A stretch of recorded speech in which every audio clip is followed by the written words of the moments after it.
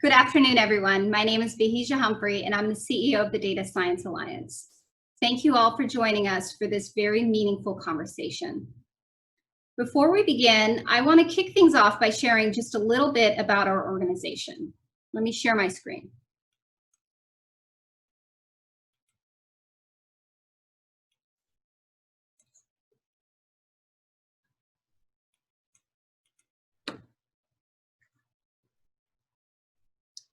The Data Science Alliance is a startup nonprofit, and we're committed to advancing the data science ecosystem here in San Diego. Our goal is simple: position San Diego as a leader in the field. To do this, we're focused on three key areas. How can we apply a data science lens to solving marquee civic problems? How can we integrate data science into existing businesses and also champion new startups? And of course, how can we advance our local talent pool through attraction and retention? While we're talking about talent, I want to congratulate the recent graduates of UCSD's Halajalu Data Science Institute, also known as HDSI.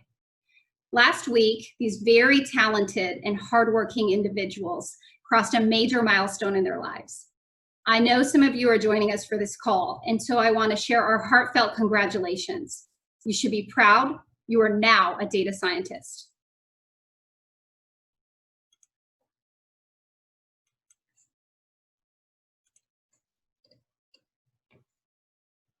Here you see the backbone of our organization, the really impressive leadership of DSA, some of whom are recognized globally for their work in data science.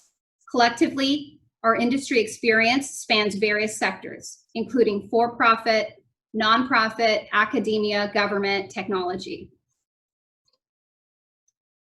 This team, we believe in the transformational power of data science, and we're working steadfast to ensure that San Diego is competitive in this field.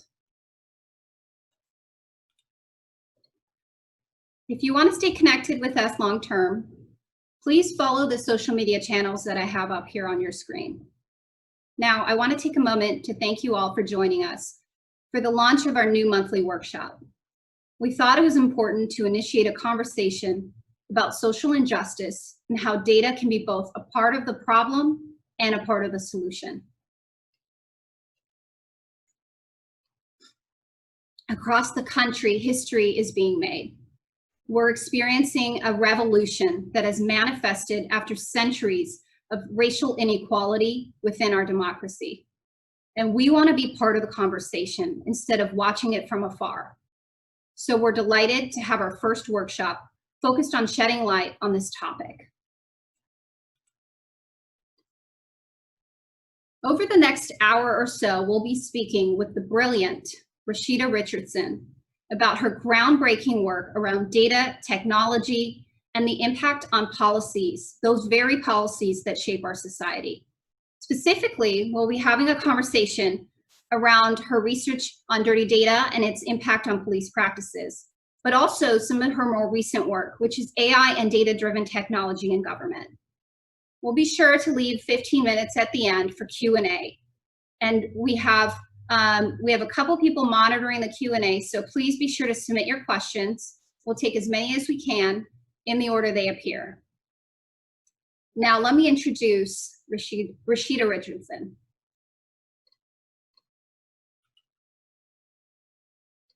Rashida Richardson is Director of Policy Research at New York University's AI Now Institute, where she designs, implements, and coordinates AI Now's research strategy and initiatives on the topics of law, policy, and civil rights. She previously worked as legislative counsel at the American Civil Liberties Union of New York, the NYCLU, where she led the organization's work on privacy, technology, surveillance, and education issues. Prior to the NYCLU, she was a staff attorney at the Center for HIV Law and Policy, where she worked on a wide range of HIV-related legal and policy issues nationally, and she previously worked at Facebook and HIP Investor in San Francisco.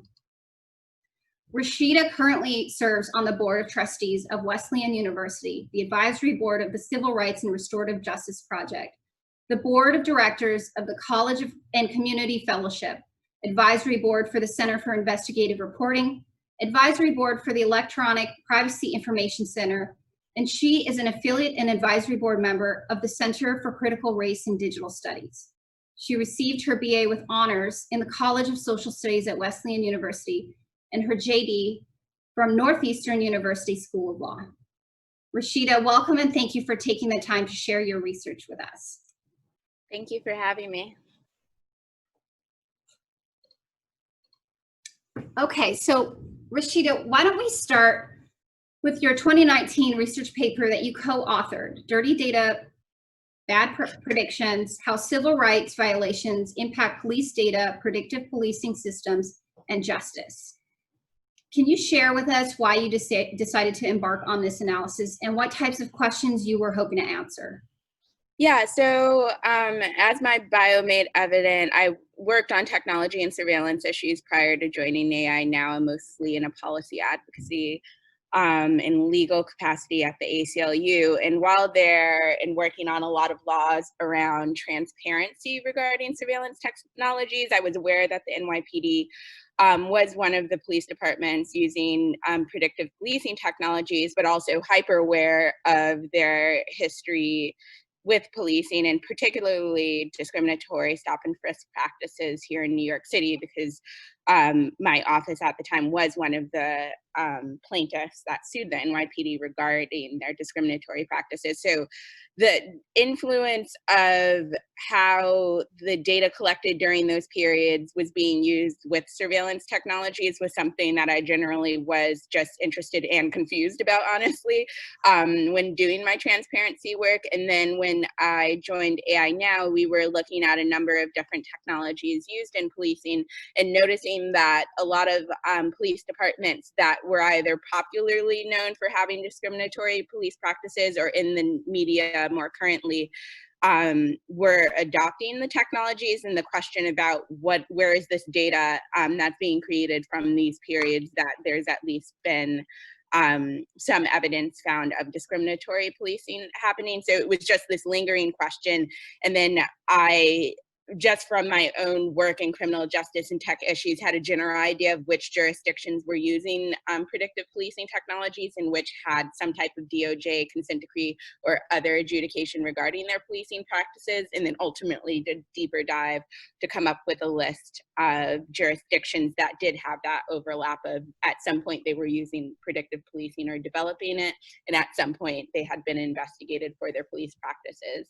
And so that is what led to the research. And then I ended up writing the paper because our findings proved that my suspicions were warranted, and that we found there was, in fact, an issue with the data being generated in those periods of unlawful and discriminatory police conduct.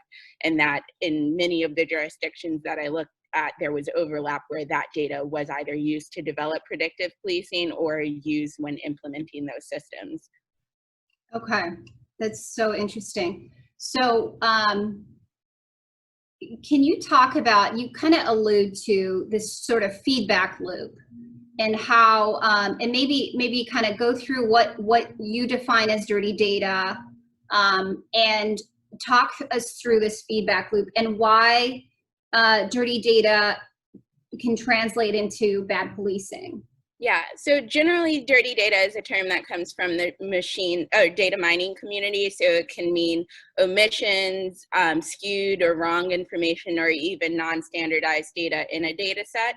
And we in this research realized that it shouldn't be limited to just that understanding of data sets, but it sort of has a unique understanding within policing, particularly because of so many of the issues regarding the data used in policing. So when I use dirty data in the policing context, I'm often referring to data that has skews, misrepresentations, or other issues. And just to give a little bit more clarity on what that means in the policing context, that can mean overrepresentation of certain groups that were targets of profiling or other discriminatory targeting by police departments in the police data sets. It could mean inaccuracies in police data sets, either from like a mugshot database not being clean, so you have people who were arrested but subsequently not convicted for a crime, but they're still in a database, sort of giving a presumption that there is some guilt there. You can have omissions of data, and that can come from a police department's priorities. So if you have a police department that's primarily focused on property crimes or even violent crimes, but you are in a district that has a high rate of white collar crime, which is actually one of the highest occurrence rate crimes, then the skews that come in the data from certain types of crimes and certain types of criminals being overlooked in the data set versus overprevalence of other crimes. And then you also have issues around what I would call false data. And in the paper, I use 311 or call for service data to help illustrate this. And I think this concern has become a little bit more evident to society, especially with the explosion of memes of the Karens and the barbecue Beckys. But essentially where you're having people call the police saying that a crime occurred, but there is in fact no crime occurring, and that becomes a data point that's representing that a crime actually happened when it didn't. And then that information is subsequently being used in a way as if it is verifiable fact, but in fact it's a misrepresentation. Interesting. Can you talk about, on the flip side of that, the people that are working on the data in the police departments are perhaps not data scientists or lack experience, right? And so maybe that's part of the problem, correct?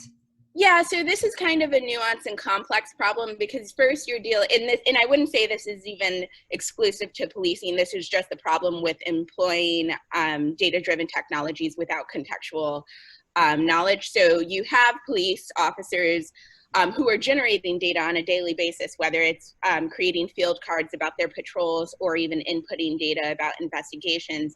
And that's all data that's being collected in one particular context, and not necessarily with the understanding that it may be used in different ways down the line. And then you also have more often third-party vendors who often don't have that much experience or domain expertise in the types of data-driven technologies that they're developing, that are then taking that data from government and applying it and looking for correlations to then create some type of data analysis tool that can be used. So that type of disconnect leads to issues, even though they both in themselves sort of create some of the problems that we're seeing with the application of this technology in police departments.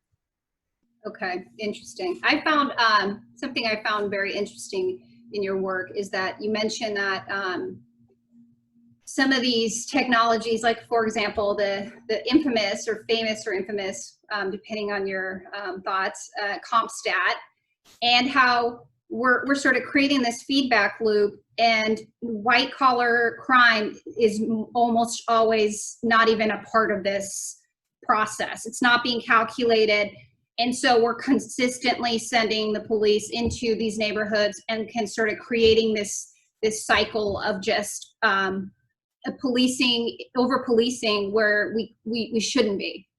Yeah, part of the problem is, I think one of the major misunderstandings in applying police data in this context is that there's the presumption that police data is an accurate reflection of crime activity in a jurisdiction, when in fact police data is more likely just to represent police practices and policies. So with the example that I mentioned before, and I write about it in greater detail in the paper, I compare the overall statistics of property crime and quality of life crimes, which most of these tools are used to target, versus white collar crime. And the fact is that white collar crime occurs at a higher rate, where if you combine all of those categories of property, violent, and other crimes, white collar crime is often occurring at a much more frequent rate.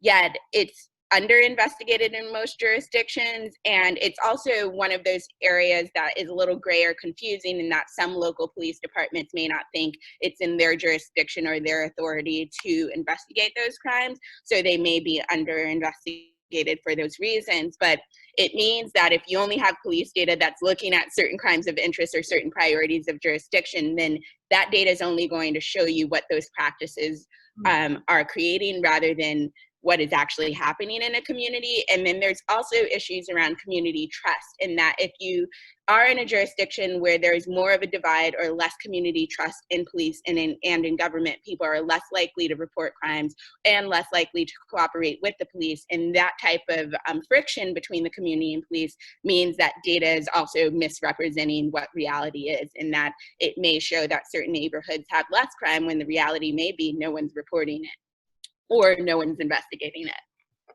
That makes a lot of sense. So you, in your research, you all studied 13 jurisdictions, but you really kind of dive into 3: Chicago, New Orleans, and Maricopa County. Yeah. Can you share some of your findings and kind of talk through those 3 cities and what you found? Yeah, and I'll actually start at the top in that I looked at 13 jurisdictions that met 2 criteria that I kind of touched on earlier. One is that they're a jurisdiction that was subject to a DOJ, a Department of Justice, sorry to use acronyms, Department of Justice investigation, and often most of these departments then agree to a consent decree, so there is at least some fact finding about what happened, or there was some type of an adjudication. So an example is New York City, where there was decades of lawsuits regarding police practices and ultimately a federal court decision where there was fact finding about what happened. And of those jurisdictions that met that first criteria, they either are developing and using predictive policing or have at some point. And of those jurisdictions, 9 of them, we found that there was overlap, and that the data that was generated during those times that the police departments were found to have engaged in unlawful and discriminatory conduct was in fact used or highly likely to have been used to develop and implement predictive policing. And then the other jurisdictions, it were inconclusive for various reasons. Maricopa County is one of those jurisdictions, so I'll explain a little bit more when I get to that example.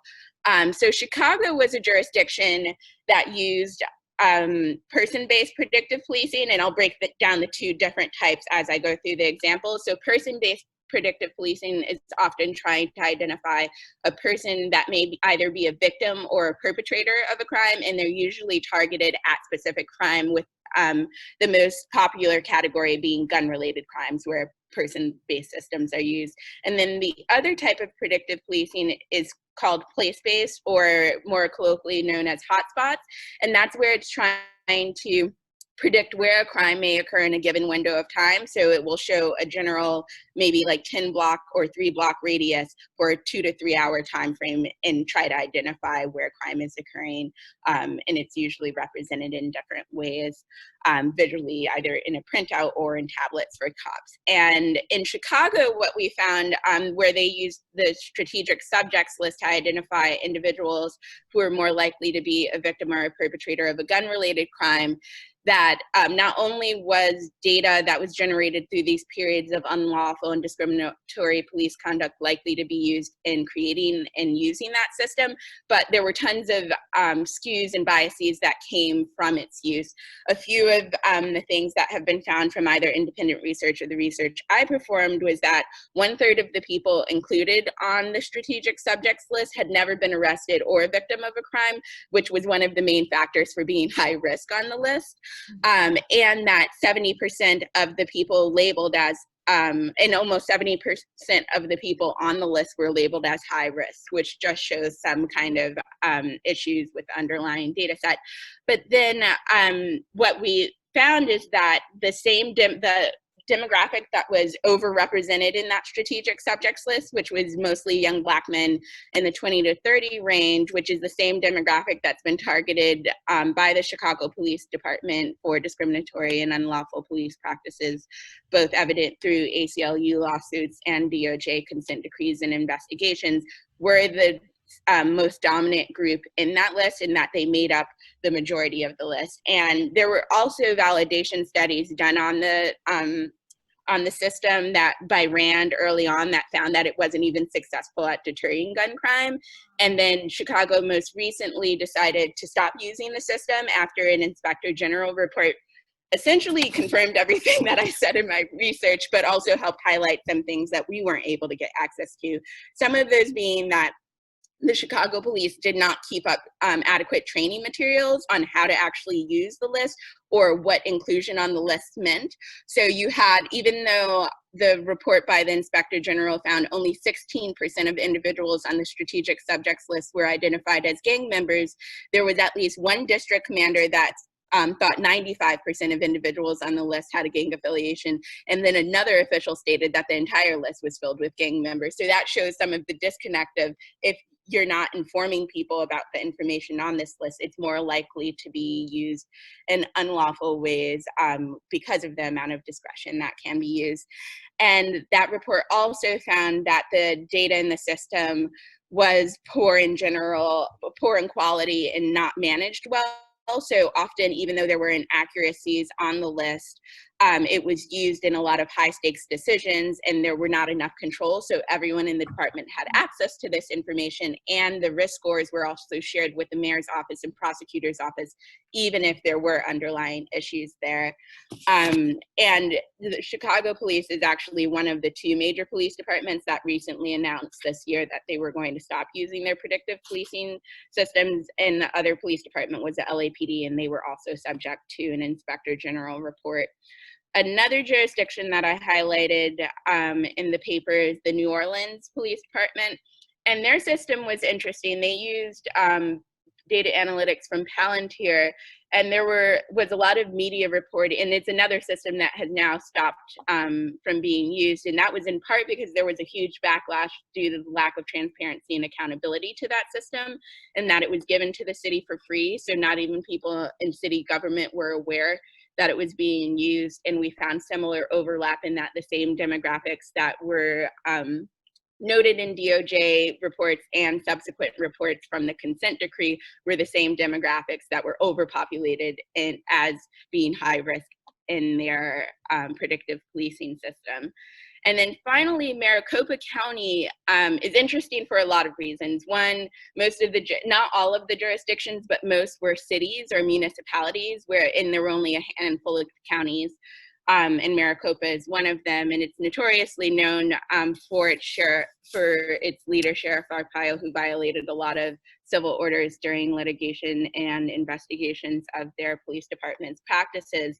But Maricopa is also an interesting example because it shows some of the issues around data sharing and resource sharing, and that Maricopa County's sheriff office not only performed policing duties for the county, but there were some cities and towns that didn't have enough resources to have their own police force, so they were also functioning as local police.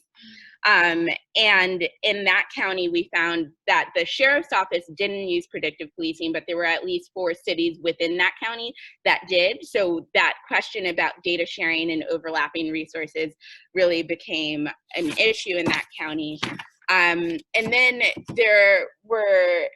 so the reason why it was a county that was inconclusive is because even though we found evidence that there was data sharing and the predictive policing systems tended to use data that was shared between the departments, they had no publicly posted data sharing policies. So there was no way to conclude for fact that data that was used by these systems were subsequently came from the sheriff's department. But the other issue is there was also very minimal transparency about the use of these systems. So you would not have as many, like I would either find contracts that there was a pilot or some use, or even the vendor would have in their marketing materials that they worked with a particular police department, but there was not enough or a robust public record about use in order to do the kind of comparative analysis that I did in other jurisdictions.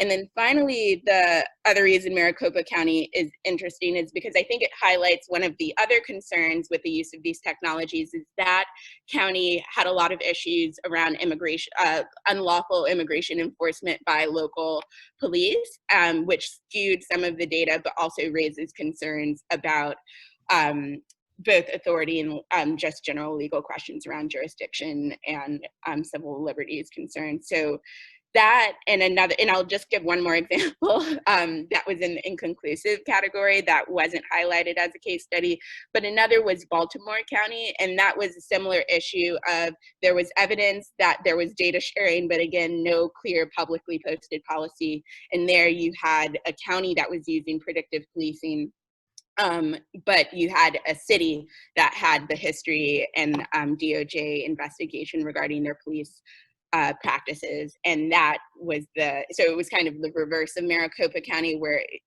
there was data sharing from the city, but less clarity about what data was going into the system, and also a lack of transparency about the actual system used by the county.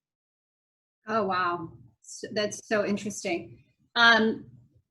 So where do we go from here? What kind of recommendations do you have for improving this feedback loop? So in general, I don't think there's a way to use predictive policing technologies in an equitable manner at any point. And part of it is this dirty data issue, in that you just can't cleanse decades of police data and import it into a system. But also that disconnect about those who are creating these technologies with a certain, I'd say, uninformed view of what is happening in a jurisdiction. So I think the moves by police departments to decommission or stop using these systems, I think, is the first step, because I often draw the parallel that there's not many other sectors or industries where we allow for real-time experimentation on human populations. We don't allow for it in the airline industry, we don't allow for it in pharmaceuticals, but somehow on the municipal government level, we think it's okay to just use new technologies that we don't quite understand, and without much public notice or awareness. So I don't want to foreclose the use of any type of data analysis, because I do think it can be useful. And one example to demonstrate that is, one of the main challenges I find is that we don't even know how many police departments to date have used predictive policing, but I can only name one pilot study where police data was used to identify officers more likely to have an adverse interaction with a civilian, which we now are hyper aware is a major problem in this country. So it's not to foreclose. I don't want to suggest that we should foreclose the use of big data or even data analysis in any part of government, but I think we really need to question what problems are we trying to solve with data, and what problems is data even useful in solving. And then I also think we need more reforms that are cognizant of the problems of data, because of all the consent decrees and settlement agreements that I read, very few actually talked about fixing data management and data use and collection practices. Some of the later consent decrees and settlement agreements did touch on those issues, but if we're not scrutinizing and understanding the problems that exist within police data sets, then we really shouldn't be exporting them to be used in any other sector. And I'm noticing that even now, with a lot of the reform that's coming out of the Hill, or even on the local level, there is discussion of data, but there's not much discussion about the historical data that's continuing to be used. So on the Hill, there is some of the proposals that are coming out are pushing for more collection about data about police misconduct and police abuse and violence, which I do think is important, especially if you want to apply that data to help identify and solve some of the problems we see in policing. But very few of these reforms are touching or even speaking about the problems inherent in police data right now. So even if we're not talking about more advanced technologies like predictive policing, I don't see how you can continue to use CompStat equitably when you're not examining the problems with the data that's being used. And in general, I think we need to, I'm happy we're having a conversation about police reform. I think it's way overdue. And I hope that something comes out of this moment, because I don't think any applications of data is going to be useful unless we're talking about the institutions and actors within these systems. And I often say that I think part of the challenge with government use of data-driven technologies is governments are adopting these technologies often without much thought, but without much of a vision of where are we trying to go. So we're often avoiding conversations of what do we need to have a safe an equitable community, and then what is the role of technology in advancing that vision. Instead, we're often just putting it in and then figuring out what we want later. So I hope that sort of process sort of stops and we can ask some of these larger questions of what do we actually want, and then what is the role of data and technology in advancing that. That's such a meaningful point. I will admit, before taking this role, I worked in city government, local government, and I ran the performance and analytics department for the city of San Diego. Such a great, talented team. But I will admit, I'm guilty of that. There was sort of this pressure and rush to put out the newest, the latest, and sort of competing with other cities. And the sort of thought behind it, it's you think you're doing the right thing. You think you're advancing data and using this this new, more sophisticated approach. But you're right. We didn't always think through the long term. What's the end goal, and where do we want to go from here? And are we, to your point earlier, are we testing things out on the fly, and is that appropriate? And I think these are great conversations to have on the front end of those decisions. And so yeah. Yeah. And one thing which I think we'll get into regarding some of my more recent work is I think there needs to be more community engagement up front, because I do think there's many different forms of expertise and experience that needs to be considered in identifying the solutions for communities. So often opening up the conversation to say, what do you need, or what would make you feel safe, to then figure out what are the best solutions for that, or maybe what are we missing in government conversations that are then being brought up on the community level. Absolutely. And on that note, I just one more example. Our city, with sort of best interests at heart, a few years ago, installed these sort of new, sophisticated cameras on light poles, and I'm sure that's happening across the country. And there was a grant, and all this, it just made sense, right? But the misstep was we didn't do a lot of community outreach on the front end. And of course, it's kind of it's a big deal. It's surveillance, right? And some people are they see that as sort of, that's just this jarring thing. You bring that to my community. And I totally agree. I think having that type of conversation and having those community interactions on the front end of decisions like that, even if it means you might not implement it, is the right thing to do, especially if you're in government, because that's who you're serving, right? Is serving those communities. And so I'm going to segue, this is a perfect segue into the next conversation, some of your more recent work, which is around sort of AI, data-driven technology in government.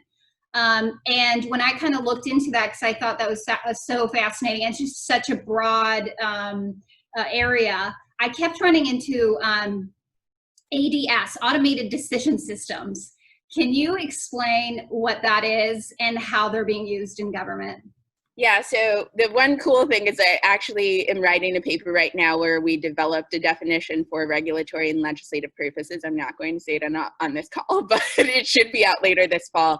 But generally, automated decision systems is a suite of technologies that use government data, but they can also use external private data as well to either assist or supplant decision-making in government, or to help with policy implementation.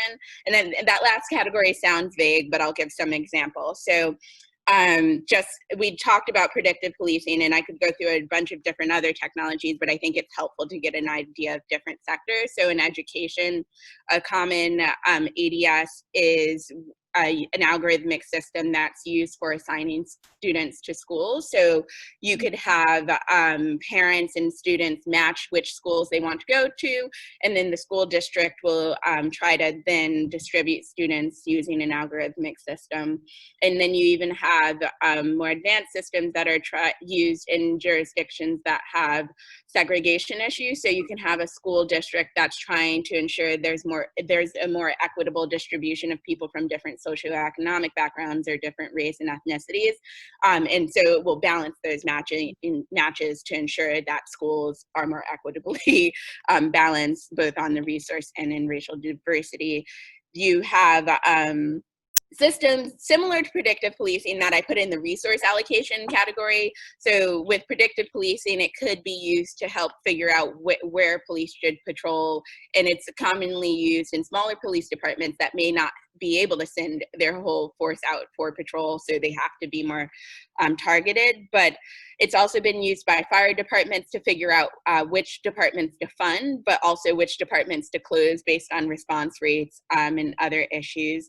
You have homelessness prioritization tools, which are used by a lot of jurisdictions to identify which people, or even how to optimize housing placements for underhoused populations. So it could be trying to reduce cost and identifying individuals that are more likely to use public services and making sure that they get the services first, or trying to match people with the best needs. So if you have families that just need more transition housing rather than long-term permanent housing, then it can help the city make better decisions about which type of housing to provide. You also have systems used around tenant screening tools and other sort of housing systems that are used in public and private. And I'm about to blank on something, but I'm trying to think of another sector to give an example. And then child welfare is another sort of hot button issue where you'll have predictive analytics used to try to identify families that should receive a visit from a child welfare agency for further investigation. Or you even have systems that are more used on the back end to do more audits on practices by child welfare agencies to see if they were making the right decisions about families to investigate. But generally, these types of systems are used all across government. Oh, one other one that's commonly used is with public benefits. So that could be for food assistance and Medicaid, Medicare, and they're used in all different varieties. It can be used to determine eligibility, to determine termination, so who gets certain benefits, who's cut off, but also how much benefits people receive. So it can determine the amount of care someone with disabilities may need, or it can provide the amount of benefits. So if it's SNAP or food assistant benefits, how much one should receive.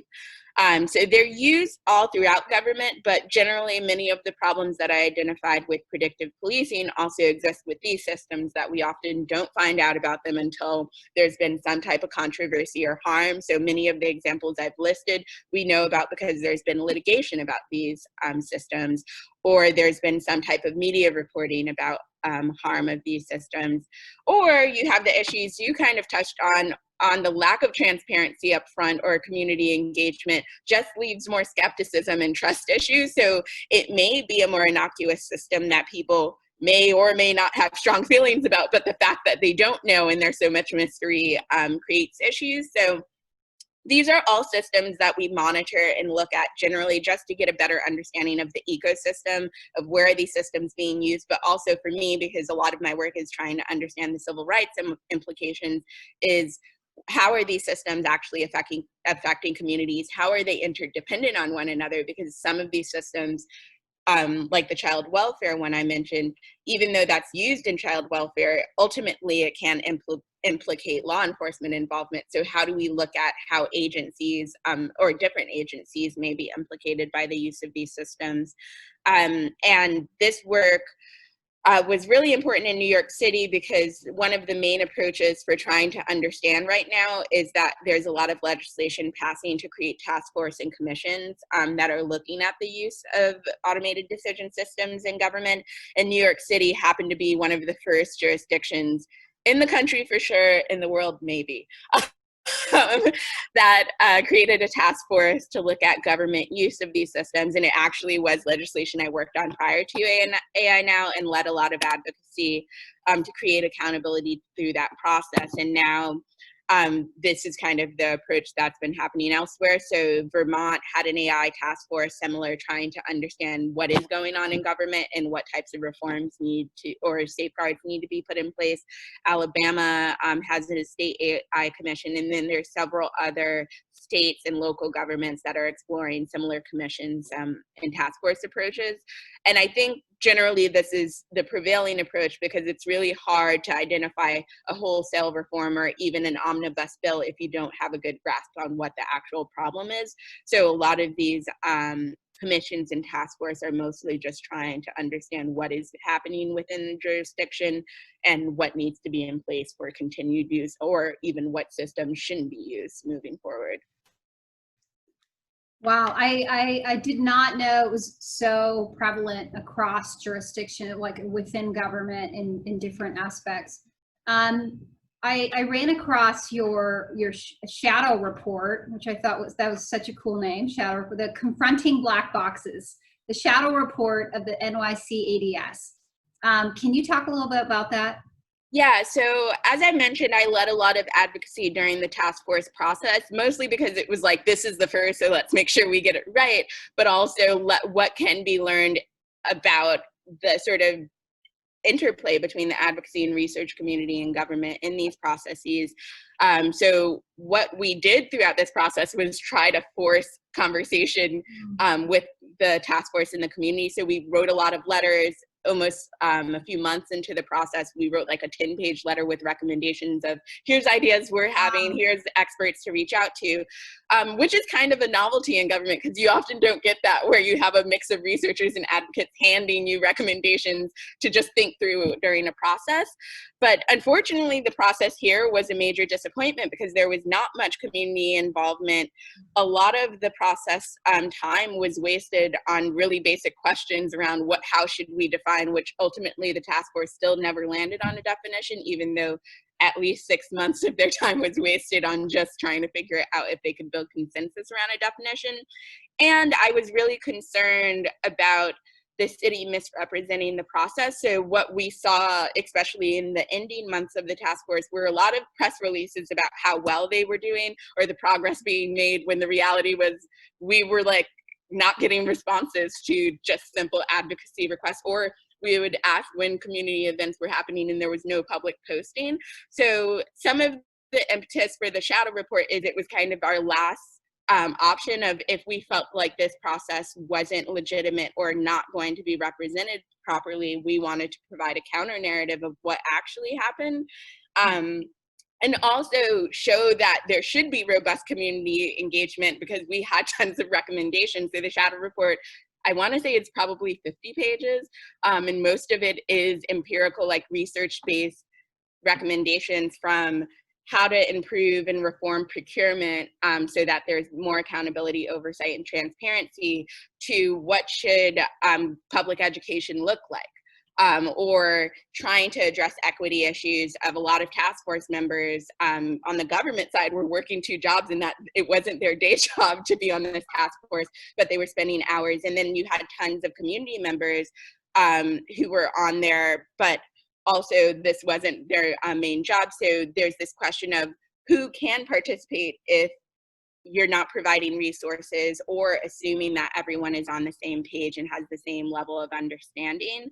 So the shadow report was more to provide 2 things. One, a clear picture of what actually happened in New York City, knowing that there were other states and jurisdictions exploring this approach, and we wanted to make sure they didn't repeat what we thought were missteps in New York City, but also to just provide what lessons from what we learned and recommendations, understanding that there still is more work that needs to be done in New York City, but also knowing that there's other states and jurisdictions doing this work as well. How can we make sure they're moving the ball forward rather than just replicating the same problems that we experienced in New York City?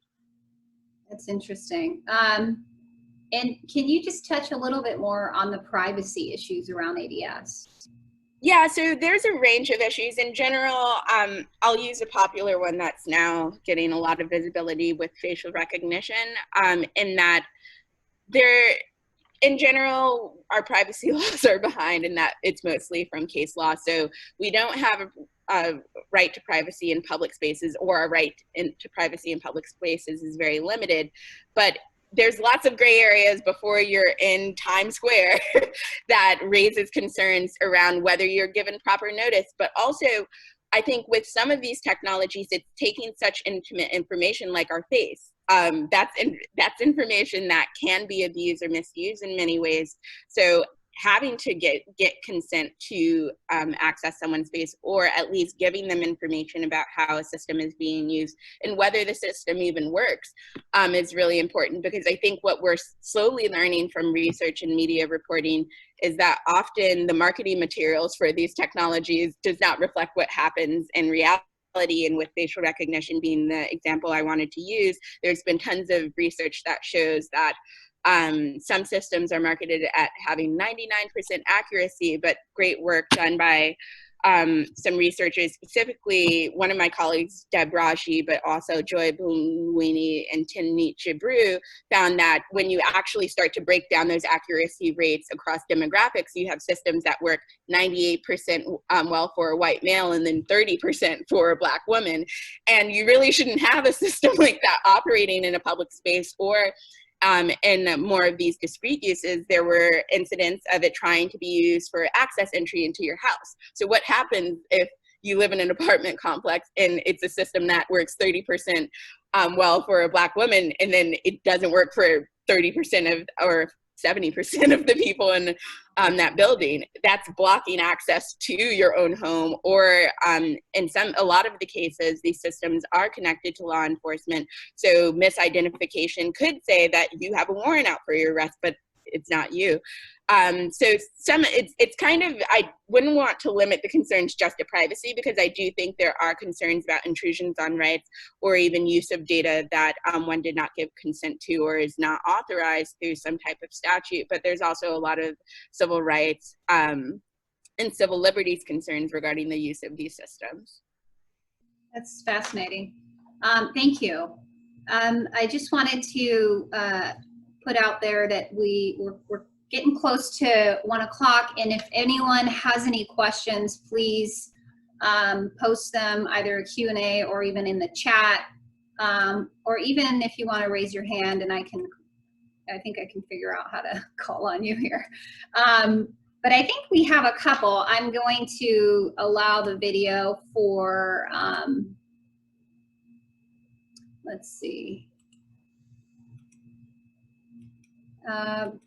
Kayla and Kashika. So I just want to introduce our fabulous interns, Kashika Rator and Kayla Monet. They've been working hand in hand with us for a couple weeks now.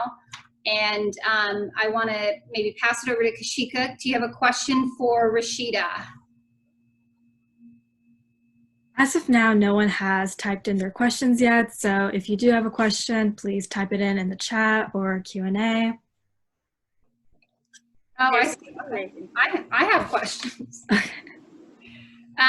So you talked earlier about place and person-based predictive models. So going back to the sort of earlier in the conversation, can you tell us from your experience, from your research, is one more problematic, or would you recommend either at any point? Kind of, is one worse than the other? A little bit more on the person versus place-based predictive models in policing. Yeah, there's definitely not consensus on this. So I think some people believe that person-based systems, across the board, I think there's consensus person-based systems are problematic, both because of some of the problems I outlined with how they're implemented without training, and that can lead to more unlawful stops or constitutional violations. But also, there's just generally a lot of civil rights and civil liberties implications for inclusion on a system that's not necessarily accurate, and that some of these systems also tag people as being a member of a gang, and that information may be shared with the licensing board and therefore prohibit someone from obtaining a license in a system. But I actually think both systems are not good. because with place-based systems, they're more likely to replicate harms where there's been disproportionate targeting of certain communities. So part of the issue with the feedback loop is that the systems are more likely to send police back to the same place, irrespective of the actual crime activity. So if you have police departments that are patrolling certain neighborhoods, either based on false calls of service or based on prior historical practices, then it just means that those communities are continually being subjected to more scrutiny, even though there's no sound basis for such scrutiny. And I also think there's this presumption that police involvement has no harm attached to it. And I think that is just a flawed logic, in that being subjected to more surveillance, whether it's police patrols or having more CCTV cameras in one's community, is not a great thing. And in fact, it can lead to further distrust, which I've already outlined, creates more problems with either implementation of policing practices or just any type of policy reform that's necessary. So I don't think either system should be used, and I don't think either should be used until we have a larger discussion about what should policing be in this country, and then what's the role of technology. But also, until we have reforms that are more critically engaging with the problems inherent in police data and just government data in general, and that we shouldn't continue to keep collecting and using data as if without examining some of the bureaucratic issues within these institutions as well.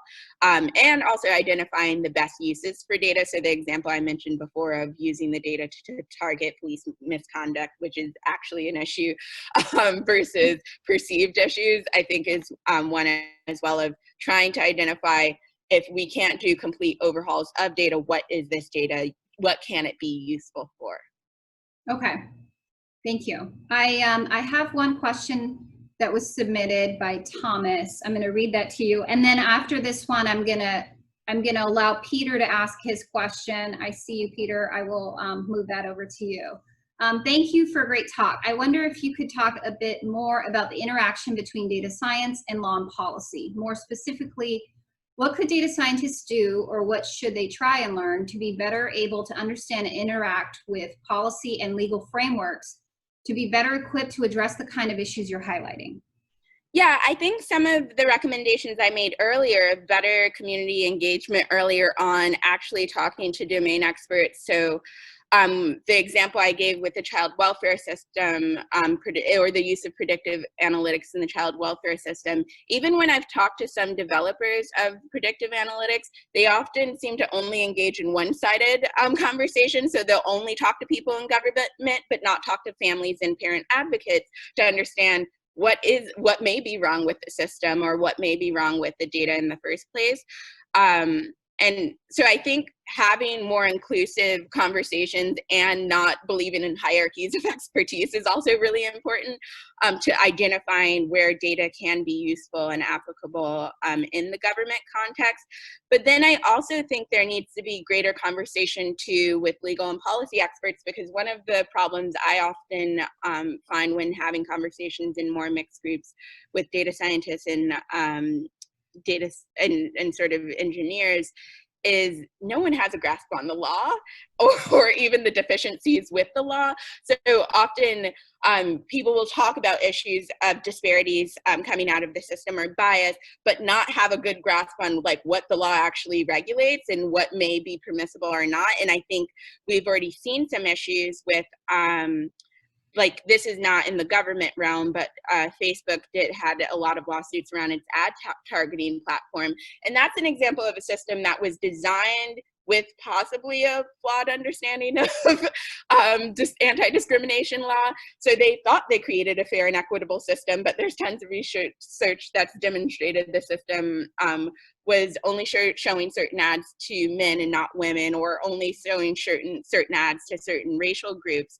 And the reality there is you can create a system that you think may be legally compliant, but may actually be concealing discrimination or producing more harmful outcomes by not consulting enough experts or enough different voices up front. So I think having more inclusive conversations up front before things are designed is very useful.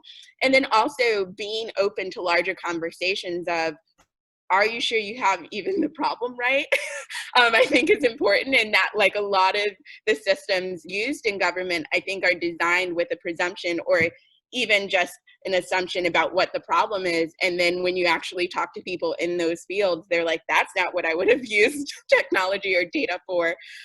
Or they easily spot the problems that subsequently occurred with some of these systems. So I think questioning what the problem is before even designing, and having more voices at the table before systems are designed to identify what can data be useful in addressing would be 2 helpful steps. Great. I'm going to allow Peter here to ask his question. Peter?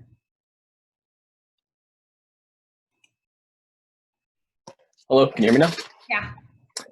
Again, thank you for the talk. It's been really great. You kind of addressed my question somewhat, but I'll phrase it anyways. So in the private sector, we're trying to build something for predictive workplace violence. And there's a lot of overlap here. I'm seeing a lot of concerns I have, and I feel like a lot of have the same questions as you. Is it really the right question? Mm-hmm. Do you have a different approach or way of solving that in the private sector rather than public policy? Well, I think everything I said applies private or public, because it's like, yeah, I agree. Yeah, but I think one thing that's more related to your question and the system that you referenced is that's something where I think having a more inclusive space to talk about what the problems are is one thing, but also what's wrong with systems, because I'm not in employment law. I did one internship in it, so I'm saying what's anything wrong. But my understanding is HR is to benefit employers. So if you're primarily only talking to HR managers or people only on one side, then it's going to be harder to design a system that's acknowledging or at least aware of the flaws within the existing system. So I think I really emphasize inviting naysayers into a conversation before design is really important, because I think there's a lot of loopholes and blind spots that we all have, and you're less likely to catch those up front if you're only in a room with people with only one view of how a system works, or even just one assumption of what the problem is. And then I also think I just generally have an issue with tech solutionism, in that technology is not going to solve all of our problems. So also being clear about what is the right role of technology. And I've often been called like a technophobe and stuff because I am so critical. And I don't think that's fair. I think just like I'm very critical of the law, and I'm a lawyer. And I think all tools can be used for good and to benefit society, but they can also be weaponized and used for harm. And striking that balance is really hard, and that's why it's important to engage a lot of different people, but also have people with domain expertise involved who are willing to question the utility of certain institutions or certain systems before things are designed and automated, and therefore automating some of the problems within. And that's, I think, I know we're about 2 minutes away from the close, but I think that's something I'm recognizing this pattern over and over coming up in our conversation. And I think that is just being more transparent and having conversations with not only the experts, but the impacted community before we start to implement these programs is always the right place to, at least as a starting point, to kind of launch from. Yeah. Thank you. So, okay, we're close to 1. I want to thank everyone for joining us for such an informative and really, really honestly thought-provoking conversation. And thank you to Rashida Richardson for spending the last hour teaching us about your critical work with the AI Now Institute. But honestly, I am so glad that you are doing the work you do. I think we're all grateful, because it takes people like you that ask those questions and challenge from the other side for us to get to a better spot with the work we're doing. So we're grateful for what you do, and thank you so much for spending the hour with us. Thank you for having me, and thank you everyone for joining in the middle of the afternoon, wherever you are. Bye, thank you.